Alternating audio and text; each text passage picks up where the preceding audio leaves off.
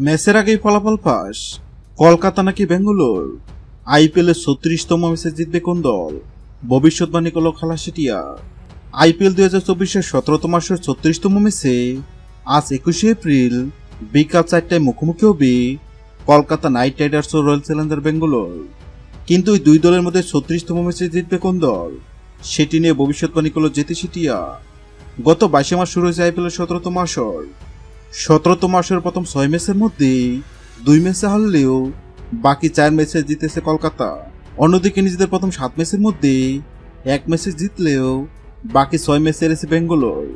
কলকাতার বিপক্ষে এখন পর্যন্ত 33 ম্যাচ মোকাবেলায় 14 ম্যাচে জয়লাভ করেছে বেঙ্গালোর এবং 19 ম্যাচে জয়লাভ করেছে কলকাতা। কিন্তু বর্তমান ফর্ম বিবেচনায় বেঙ্গলের চেয়ে এগিয়ে আছে কলকাতা। আর এই দুই দলের মধ্যে 36তম ম্যাচে জিতবে কোন দল, তা নিয়ে ভক্ত সমর্থকদের মনে উত্তেজনার শেষ নেই। আর এবার এই দুই দলের মধ্যে 36তম ম্যাচ জিতবে কোন দল, তা নিয়ে ভবিষ্যৎবাণী করল জেতিসিটিয়া। জেতিসিটিয়ার সামনে বেঙ্গালোর ও কলকাতার পতাকা রাখা হয়, আর জেতিসিটিয়া কলকাতার পতাকা তুলে এবং এটাও জানিয়ে দেয় আইপিএলের 36তম ম্যাচে জিতবে কলকাতা।